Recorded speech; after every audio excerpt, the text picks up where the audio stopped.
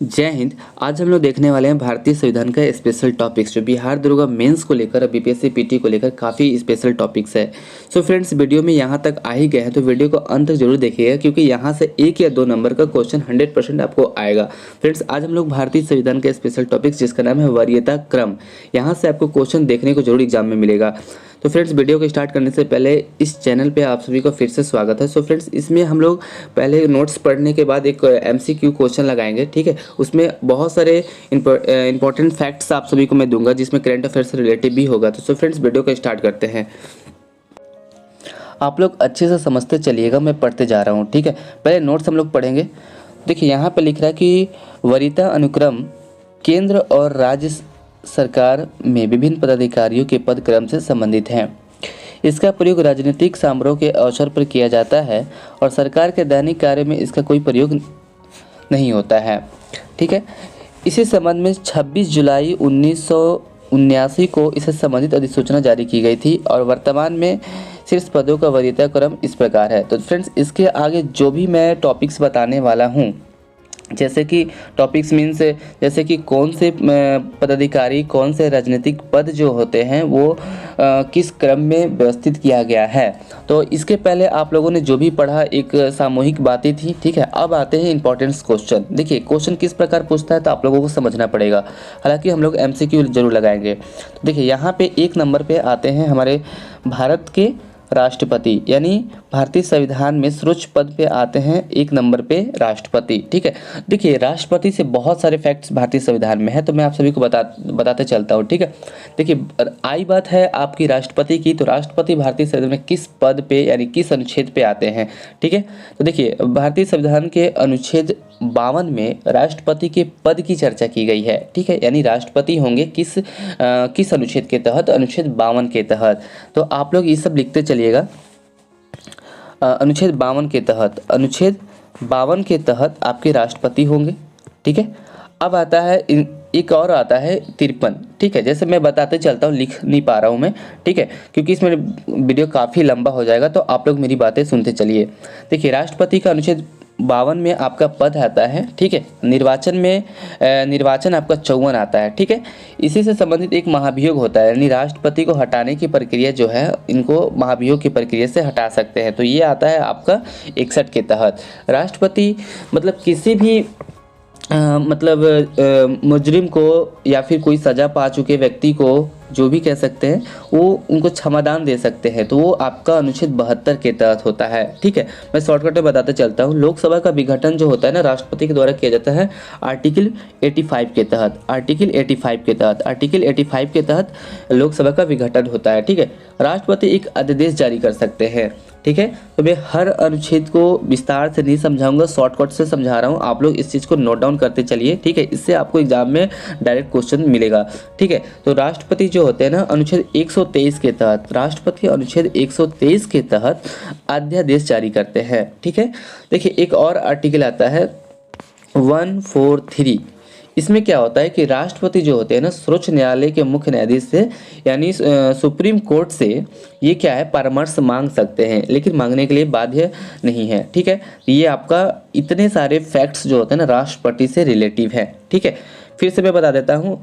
अनुच्छेद 52 आपका पद है, अनुच्छेद 53 उनकी कार्य शक्ति है, 54 उनका निर्वाचन है, 61 महाभियोग है, 72 आपका क्षमादान है और 85 लोकसभा का विघटन है और 123 अध्यादेश है और 143 आपका मतलब सर्वोच्च न्यायालय से ये परामर्श मांग सकते हैं, ठीक है। इतने सारे फैक्ट्स, ठीक है।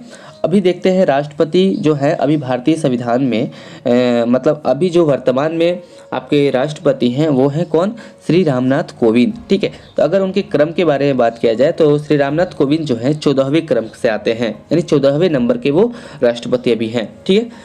सेकेंड नंबर पे आता है आपका क्रम उपराष्ट्रपति का, यानी ये जो है 2 नंबर पे आते हैं, ठीक है। और तीसरे नंबर पे प्रधानमंत्री आते हैं, ठीक है। और चौथे नंबर पे राज्यों के राज्यपाल आते हैं।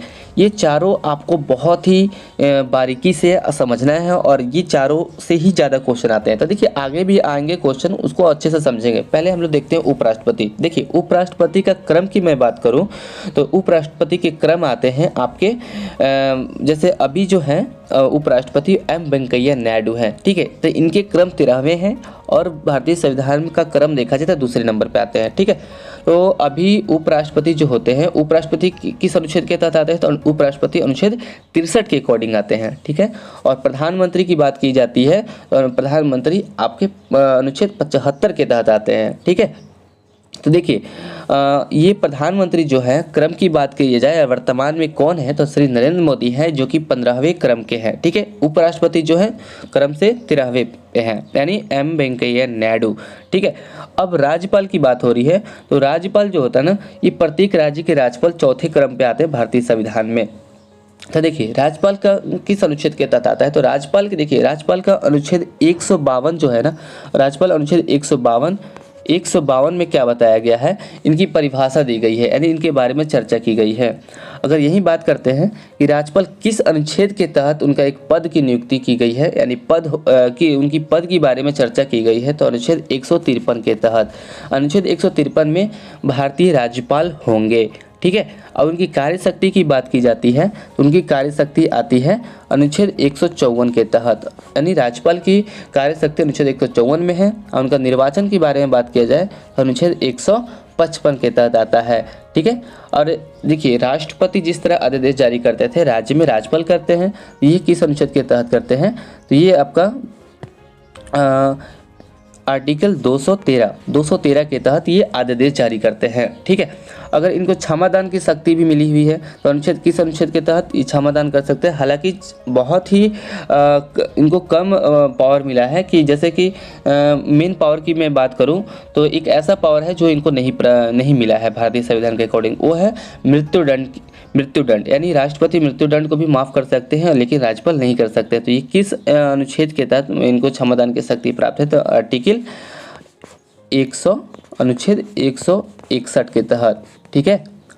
तो फ्रेंड्स इतने सारे फैक्ट्स में आप हर क्वेश्चन में आपको बताते चलूँगा। फ्रेंड्स वीडियो में बने रहें और लास्ट तक जरूर देखते रहें, आपको कुछ ज़रूर नया सीखने को मिलेगा। आई होप मेरी बात को आप लोग समझ रहे होंगे। तो फ्रेंड्स आगे देखते हैं पाँचवें क्रम पे आते हैं आपके भूतपूर्व राष्ट्रपति, ठीक है। और 5 के क में आप लोग देख रहे हैं कि उप प्रधानमंत्री। हालांकि भारतीय संविधान में उप प्रधानमंत्री की कहीं चर्चा नहीं की गई है, लेकिन क्रम जैसे कि अभी उप प्रधानमंत्री की जगह पे क्या है? कैबिनेट मंत्री में आपके एक ऐसा पद है जैसे कि गृह मंत्री हो गया, ये सारे पद उनके स्थान पे ले लिया गया है, ठीक है। तो फ्रेंड्स आगे हम लोग देखते हैं कि छठे नंबर पे आते हैं क्रम पे भारत के मुख्य न्यायाधीश और लोकसभा अध्यक्ष, ये दोनों पद 6 नंबर पे आते हैं। बात आता है कि भारत के मुख्य न्यायाधीश और लोकसभा अध्यक्ष अभी वर्तमान में ये दोनों कौन हैं, ठीक है। तो भारत के मुख्य न्यायाधीश वर्तमान में अभी हैं NV रमन्ना, ये 48वें क्रम के हैं, ठीक है। और लोकसभा अध्यक्ष अभी वर्तमान में कौन है? तो ये लोग अभी 17वीं लोकसभा के वर्तमान अध्यक्ष हैं ओम बिरला, ठीक है। अब आगे चलते हैं, ठीक है। तो 7वें क्रम पे आते हैं केंद्र के कैबिनेट मंत्री, राज्यसभा और लोकसभा के विपक्ष के नेता, ठीक है। और नीति आयोग के उपाध्यक्ष, भूतपूर्व प्रधानमंत्री और राज्यों के मुख्यमंत्री अपने राज्य में। तो देखिए यहाँ पे जो भी पद है ना, तो वर्तमान में कौन है, इनके भारतीय संविधान में किस अनुच्छेद के तहत ये आते हैं, इस सारे चीज़ को हम लोग देखेंगे, ठीक है। तो यहाँ पे आता है राज्यसभा और लोकसभा, ठीक है। तो देखिए संसद, एक चीज़ याद रखिएगा देखिए सरला। तो देखिए ये इससे आपको क्या होगा कि संसद जो है ना, हालांकि संसद 3 भाग से राष्ट्रपति, लोकसभा और राज्यसभा से मिलकर बनती है, तो एक ट्रिक है ये, ठीक है। तो सरला से आपका संसद हो गया जो कि 89 के तहत आएगा, 29 के तहत आ जाएगा, ठीक है। और र से आपका राज्यसभा यानी 80 हो जाएगा, ल से यानी लोकसभा यानी 81 हो जाएगा, ठीक है। तो इससे आप लोग याद रख सकते हैं कि किस आर्टिकल के तहत आते हैं, ठीक है। अब आगे देखते हैं कि विपक्ष के नेता कौन है। तो बताना कि राज्यसभा के विपक्ष के नेता कौन है? तो मल्लिकार्जुन खड़गे, राज्यसभा के विपक्ष के नेता मल्लिकार्जुन खड़गे। इसी तरह लोकसभा के विपक्ष के नेता कौन है? तो अधीर रंजन चौधरी, ठीक है। आगे चलते हैं कि नीति आयोग के उपाध्यक्ष कौन है। नीति आयोग के उपाध्यक्ष कौन है, तो नीति आयोग के उपाध्यक्ष हो जाएंगे आपका राजीव कुमार, डॉक्टर राजीव कुमार। और इनके सीईओ की बात किया जाए तो सीईओ की बात की जाए तो अमिताभ कांत हैं अभी, ठीक है। भूतपूर्व प्रधानमंत्री और राज्यों के मुख्यमंत्री अपने राज्य में, ठीक है। तो इसी तरह अब आगे देखते हैं तो 7 के ए में क्या है, यानी 7 के ए के क्रम में कौन आते हैं, तो भारत रत्न से सम्मानित व्यक्ति, भारत रत्न से सम्मानित व्यक्ति आते हैं, ठीक है। अब 8वें क्रम में इसी तरह देखते हैं, 8वें क्रम में आते हैं भारत स्थित विदेश के असाधारण और पूर्ण अधिकारी राजदूत, ठीक है, और तथा राष्ट्रमंडल देशों के उच्चायुक्त और राज्यों के राज्यपाल अपने राज्य से बाहर, ठीक है। हालांकि यहाँ पे एक कंफ्यूजन आप सभी को हो सकता है कि यहाँ पे राज्यों के राज्यपाल, ठीक है, और ऊपर आप लोगों ने देखा था, जैसे कि मैं दिखा देता हूँ आप लोगों को। यहाँ पे देखिए, यहाँ पे लिखा हुआ है कि राज्यों के राज्यपाल, तो यहाँ पे ध्यान दीजिएगा अपने राज्यों में, ठीक है। और यहाँ पे क्या लिखा हुआ है, यहाँ पे लिखा हुआ है कि राज्यों के राज्यपाल अपने राज्य के बाहर की बात कर रहा है, तो इससे आप लोग थोड़ा समझना पड़ेगा। हालांकि उतना टफ है नहीं, आप समझ सकते हैं, ठीक है। अब राज्यों के मुख्यमंत्री अपने राज्य के बाहर, ठीक है। और आगे देखते हैं कि सर्वोच्च न्यायालय के न्यायाधीश, ये आते हैं 9वें क्रम पे। 9वें क्रम पे क्या है, 9वें क्रम पे आता है कि सर्वोच्च न्यायालय के न्यायाधीश, ठीक है। तो एक और बात आप सभी को यहाँ पे निकल के आ सकता है कि सर्वोच्च न्यायालय, ठीक है। तो सर्वोच्च न्यायालय के बारे में देख लेते हैं हम लोग, ठीक है। तो देखिए यहाँ पे लिखिएगा कि अनुच्छेद 124 के तहत सर्वोच्च न्यायालय का गठन किया गया है, ठीक है। एक और अनुच्छेद लिख लीजिएगा कि अनुच्छेद 129 इस एक अभिलेख न्यायालय है, सर्वोच्च न्यायालय एक अभिलेख न्यायालय है, और इसका एक क्षेत्राधिकार आता है, क्षेत्राधिकार जिसको कहते हैं अनुच्छेद 131 के तहत। सर्वोच्च न्यायालय का क्षेत्राधिकार किस अकॉर्डिंग आता है, तो अनुच्छेद 131 के तहत आता है, ठीक है।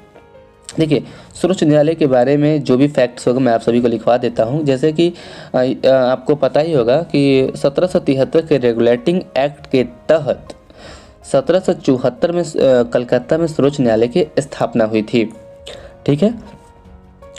आगे देखते हैं कि 9 के क में कौन आते हैं, संघ लोक सेवा आयोग के अध्यक्ष, अनियंत्रक, महालेखा परीक्षक और मुख्य निर्वाचन आयुक्त, ठीक है। तो देखिए मैंने आपको बताया था कि अभी जो भी क्रम में आ रहे हैं अधिकारी राजनीतिक पद, उन सभी को हम वर्तमान रूप में देखेंगे और भारतीय संविधान के आर्टिकल के तहत जो आते हैं उसको देखेंगे।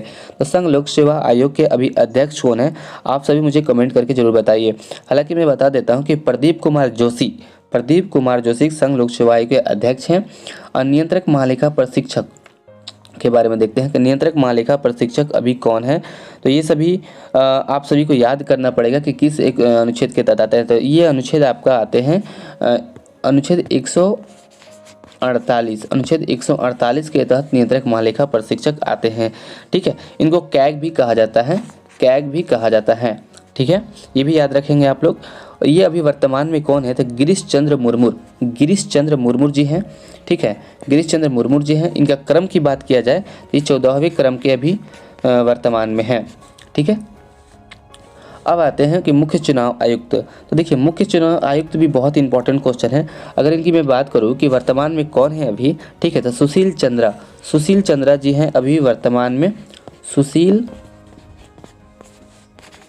चंद्रा ये देखिए इस 24वें क्रम के अभी भारतीय संविधान में अभी वर्तमान में उपस्थित हैं। हालांकि ये अनुच्छेद की बात करते हैं कि निर्वाचन, देखिए लिख लीजिएगा अनुच्छेद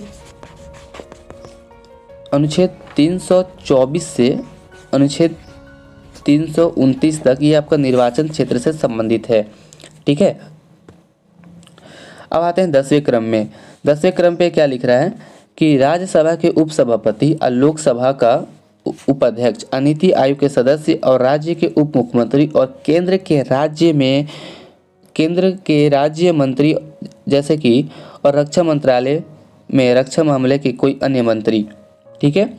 ये सारे पद आते हैं आपके 10वें नंबर पे, ठीक है। तो यहाँ पे एक चीज़ और आप लोग समझिएगा कि राज्यसभा के उपसभापति, ठीक है, और लोकसभा का उपाध्यक्ष, आप लोग को याद होगा कि राज्यसभा का जो सभापति होता है इस सदन का सदस्य नहीं होते हैं। वो कौन होते हैं? वो होते हैं उपराष्ट्रपति जी। तो अभी उपसभापति की बात कर रहे हैं। तो आप सभी को मैं बता दूं कि राज्यसभा का सभापति आपका भारत के राष्ट्रपति होंगे। कौन है अभी? एम वेंकैया नायडू। यहाँ पे उपसभापति की बात कर रहा है। यहाँ पे हरिवंश नारायण सिंह जी हो जाएंगे, ठीक है।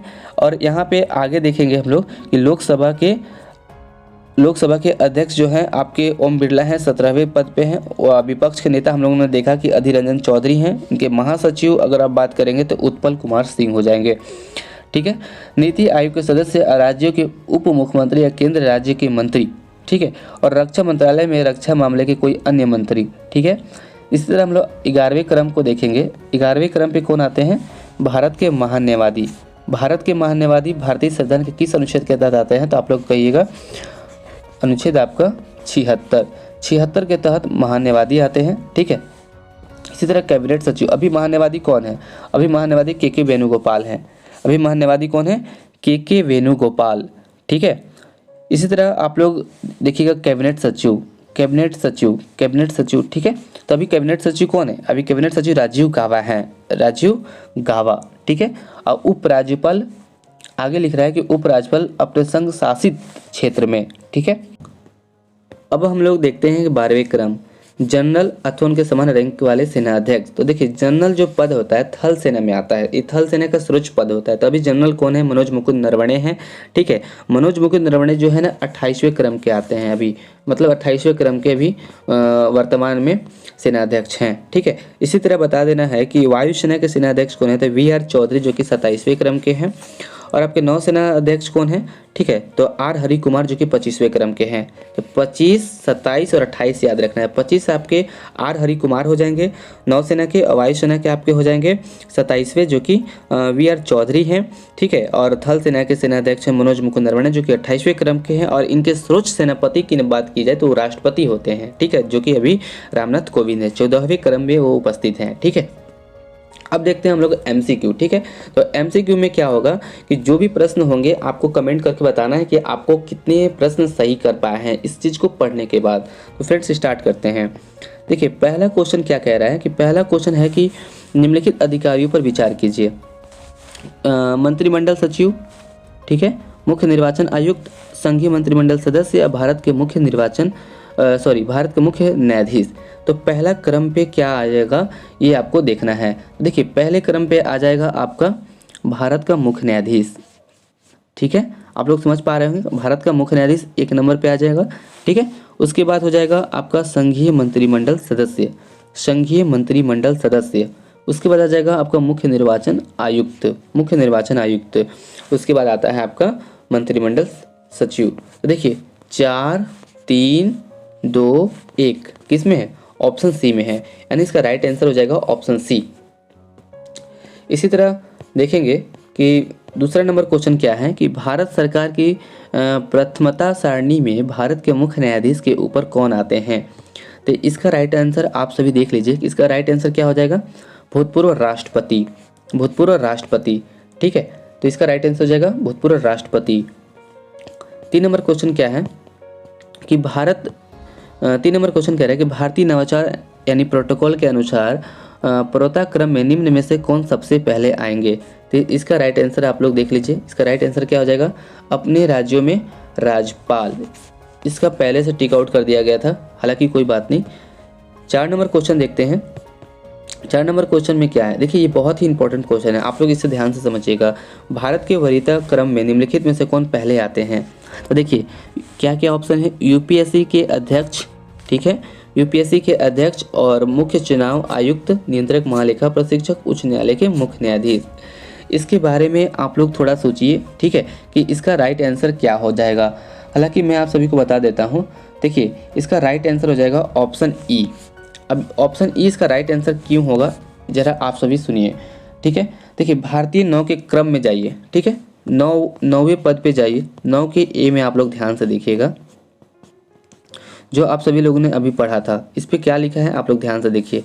सर्वोच्च न्यायालय के न्यायाधीश, ये नहीं, यहाँ से देखना है हमको 9 के क में। संघ लोक सेवा आयोग के अध्यक्ष, नियंत्रक, महालेखा परीक्षक और मुख्य निर्वाचन आयुक्त। इतने सारे फैक्ट्स हम सभी ने 9 के ए में पढ़ा है, यानी 9 के क में पढ़ा है। तो देखिए यहाँ आप सभी देख पा रहे होंगे, यहाँ सारे ऑप्शन में लिखा है, यानी मुख्य चुनाव आयुक्त भी लिखा हुआ है, मुख्य चुनाव आयुक्त भी लिखा हुआ है, नियंत्रक महालेखा परीक्षक भी लिखा है और संघ लोक सेवा आयोग के अध्यक्ष भी लिखा है। यानी एक से अधिक आंसर, यानी ऑप्शन ई इसका राइट आंसर हो जाएगा। आप लोग समझ पा रहे होंगे, ठीक है। इसी तरह अगला क्वेश्चन देखते हैं। अगला क्वेश्चन कह रहा है कि भारत सरकार में सबसे ऊंचे पद पर सिविलियन अधिकारी कौन है? भारत सरकार में सबसे ऊंचे पद पर सिविलियन अधिकारी कौन है? तो इसका राइट आंसर क्या हो जाएगा? मंत्रिमंडल सचिव। मंत्रिमंडल सचिव इसका राइट आंसर हो जाएगा। वह देश का, मतलब ये जो है ना, देश का वरिष्ठतम लोक सेवा अधिकारी होता है। यह मंत्रिमंडल सचिवालय का प्रमुख भी होता है, यानी मंत्रिमंडल सचिव मंत्रिमंडल सचिवालय का प्रमुख होता है या देश का वरिष्ठतम लोक सेवा अधिकारी है मंत्रिमंडल सचिव, ठीक है। एक और क्वेश्चन होगा जो आप सभी देख पा रहे होंगे कि भारत सरकार में सर्वोच्च शासकीय अधिकारी कौन है? भारत सरकार में सर्वोच्च शासकीय अधिकारी कौन है? तो इसका राइट आंसर क्या हो जाएगा? आप लोग कमेंट करके जरूर बताइएगा। मैं इसका राइट आंसर नहीं बता रहा हूँ। उम्मीद करता हूं कि आपको आज का वीडियो काफ़ी बेहतरीन लगा होगा और सारे वीडियो को देखने के बाद आपको ऐसा लग रहा होगा कि आपने कुछ अच्छा कंटेंट देखा और अच्छा आपने पढ़ाई किया, ठीक है। तो फ्रेंड्स, वीडियो रियल में आप सभी को अच्छी लगी हो तो ज़रूर लाइक कीजिएगा, क्योंकि लाइक करने से ये पता चलता है कि कितने लोगों को काफ़ी करीबी से पसंद आया है। तो फ्रेंड्स, अगर वीडियो अच्छी लगी हो तो लाइक कीजिएगा, सब्सक्राइब करना बिल्कुल ना भूलिएगा, ताकि अगली वीडियो आने के बाद आपको तुरंत नोटिफिकेशन मिल जाए। और फ्रेंड्स, अपने फ्रेंड सर्कल में ज़रूर शेयर कर दीजिएगा ताकि सभी को बेनिफिट हो। तो फ्रेंड्स, ये ऐसा वीडियो हमेशा इस चैनल पर आप सभी को मिलता रहेगा। सो फ्रेंड्स, वीडियो वॉच करने के लिए धन्यवाद।